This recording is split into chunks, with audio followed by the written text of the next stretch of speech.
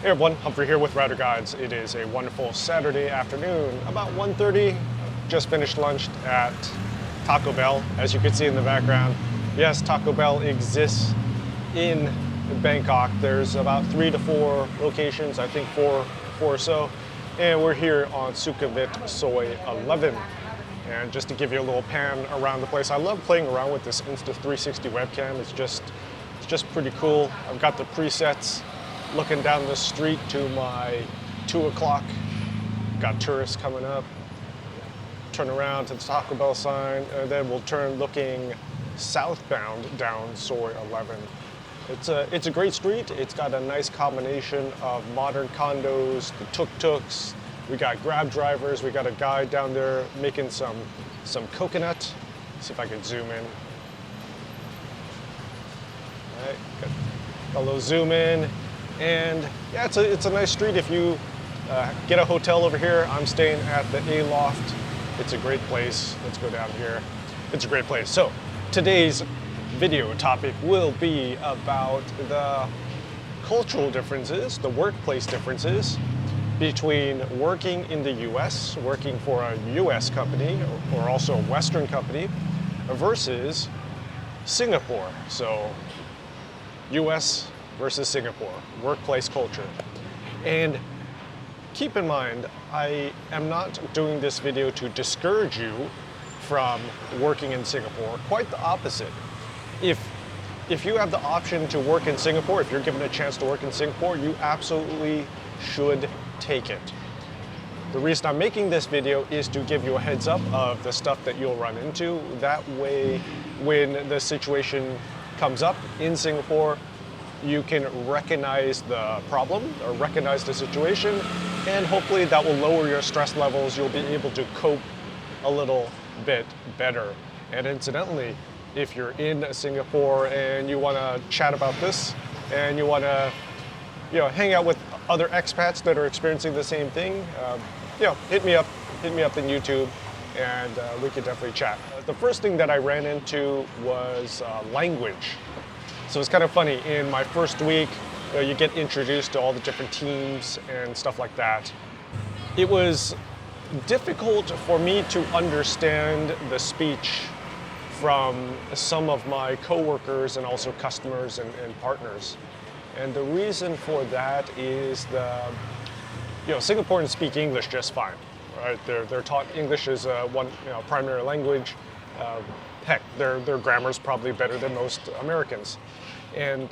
But the tone and the way they say things is speech patterns and stuff like that. It took a good 6 months for me to finally dial it in and start really understanding them without straining too much. Now, it can be a flip side actually. So in the beginning, when I was on WebEx calls or I was in personal meetings, I really had to concentrate on what they were saying to make sure I was understanding everything right. The upside of that is, I was told this by a couple people, is like, Humphrey, you are really engaged on these meetings. And yeah, I was, because I'm trying to understand what the hell they're saying. So don't be surprised. It's not a problem with you. It necessarily is just a situation that you're going to run into anytime you're in a country where the accent is different than yours. Now, how the Singaporeans viewed me, this was interesting. So yeah, first day on the job, first day at the office, you walk into a couple different meetings with the different teams, and you sit down, and I start talking, do the introductions. Yeah, my name's Humphrey. I was raised in Southern California, Arizona, got a house there. From this team, from that team, you do your typical Cisco spiel, that lasts about 1 to 2 minutes, right? Whenever it's a thing that Cisco employees do. Whenever you meet another Cisco team, you got your kind of like your standard elevator pitch of who you are, and you adjust it as necessary. So introduced to a couple new teams, and it was really funny because they started trying to do like a Valley girl accent. Oh my God, I'm from Southern California. I'm from the OC. So they all kind of tried doing that, which is pretty funny. But had a couple other coworkers, and also this happens to me at 7-Eleven, and it happened to me in the first couple weeks at several malls, Funan, Plaza Sing, etc. So when dealing with the store staff, and I'm just talking like normal, talking like right now, they were saying, your accent is very clear. Your speech is very clear. I can understand you perfectly. And I was like, is that a good thing or is that a bad thing? I wasn't sure if they were mocking me or like, what's all that about? So if you're Singaporean, you can tell me what exactly they're trying to tell me. Please put in the comments because I'm still somewhat confused. But I'm guessing because it's the combination of the American accent with the pattern of speech, so the way you say things. So versus how Singaporeans will cut things, they'll try to cut things off. They're trying to be very efficient with their speech. That's what I gather. So that's how kind of like some of the Singaporeans will look at you. Now, keep in mind that Singaporeans are not all uniform in the fact that you have a decent amount of the population that went to school overseas. So if they went to school in Australia, it seems to be a very popular spot for them to go get educated and work overseas. So if you're running into Singaporeans who have overseas experience, then you can almost treat them as Westerners, and it will be very apparent to you. I mean, it will hit you in the first 2 minutes when you're talking with a Singaporean and dealing with them in the workplace, whether a Singaporean has gone overseas for either work or education. It is the way they talk, it is the way they think, it is their mannerisms. It's very, like you could, after a while, you can spot it extremely quickly. And one of the things you'll pick up on is curiosity and inquisitiveness, being able to think out of the box. I know they're kind of two different things, but curiosity and inquisitiveness. Singaporeans sometimes cannot adapt or have difficulty adapting to novel and interesting situations. Things that aren't in the rule book. Some of them, I mean, what I've seen is, some of them get stressed out, some of them freeze. And this goes for both emergency and non-emergency situations. Now, not to say Americans are like, ooh, we're like so adaptable. We respond to emergency situations 100% correctly, but there is a bias towards action with Americans versus in Asia. So I guess that's a completely different thing that we'll talk about in a couple minutes, but you've probably seen or heard rote memorization. You go to, you're in school in Asia and you're taught history, multiplication tables, you just recite it back, you regurgitate it back. You're not necessarily taught how to think. You're dealing with this situation, how do you deal with it? You're dealing with this one, how do you think, what's a good decision, what's a bad decision? This is kind of the normal stuff that, we're taught in the US. How do you think through a situation? How do you see from the other person's viewpoint? That you don't have as much in Singapore. And so I'm a very curious person. I want to find out how things work. If something has gone completely haywire, I want to find out, like, why did it go haywire? Was it me? Was it them? Like, was it a little thing? Was it a big thing? Was it a combination of factors? Adapting to new situations, you're going to see that it's almost like you'll run into some people, they don't want to get into new situations. They do not want to rock the boat. They don't want to think up novel ideas. So responsibility, yeah. So taking blame, passing blame, responsibility. This is maybe not necessarily just a Singapore thing, but I think this is definitely an Asia thing. This is one of the big things that's different. What I've run into a lot is, let's say you're dealing with another team and they want to find out a couple specifications, or they have questions about your product, right? Does it do X, Y, Z? Can it does this? How much memory does it? All that stuff. What's the best practice? And a lot of times they'll go, Humphrey, I need your stamp of approval. I need documentation. I need explicit documentation from someone about this. For some reason, they didn't want to bother looking it up, or maybe they were capable of looking it up, but basically they want someone to stamp it so that they don't get in trouble. That happens a lot, right? Or like, I'm the authority on the particular product. I give them an answer, but apparently it's not good enough. They're like, we need the product manager's approval on that. We need their stamp of approval. It's like, bitch, like I work for this department, and like, why is the product manager going to waste their time on this stupid thing, right? This situation happens so often that they call it, there's a phrase for it, it's called Tai Chiing. So Tai Chi is that, it's that exercise that old people do in the park, right? The flowery, that stuff. The Tai Chi comes from you are passing the blame to someone else. You don't want to take the blame, you pass it to them. Yeah, this is gonna happen a lot. The RFP session YouTube video that I did a couple days ago, that's a perfect example of Tai Chi. So they didn't want to answer the tender specs because, one, they didn't want to get it wrong, and they don't want to take responsibility if they lose. So they just Tai Chi it back to you. They just chuck the ball, they handballed it to you, and now it's your responsibility, and it's your fault if you lose. Well, Humphrey's the one who answered, and we lost it, so it's Humphrey's fault. And that brings us into the finger pointing. Berating employees in front of other employees. This is a very Asian Singaporean thing. Holy crap.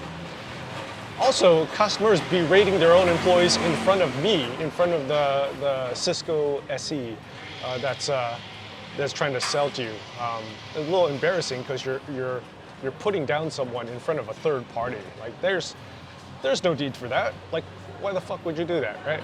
So in the U.S., it's, hey, let's Humphrey, let's talk on the side, and it gets taken care of. The conflict resolution, that's another thing. Conflict resolution between U.S. and Asia.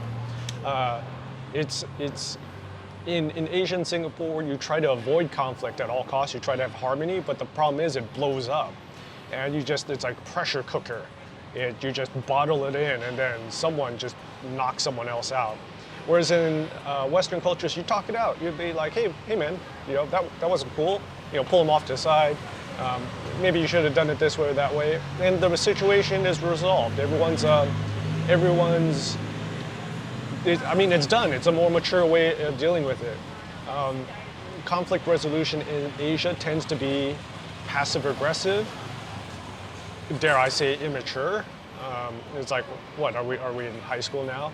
Not to say that I'm perfect or anything, definitely not. But that's the difference. Don't be surprised if you see the finger pointing in Asia, and it can be pretty bad. Also, here's another thing about Singapore. Many times it's not about what is said, but what is not said.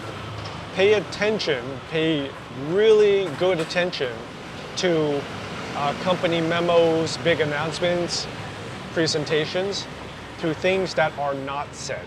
Let's say you have a memo coming out that thanks a certain group of people, or it names out a bunch of people. Thank you for your contributions on this big deal. We won it, et cetera, et cetera, et cetera.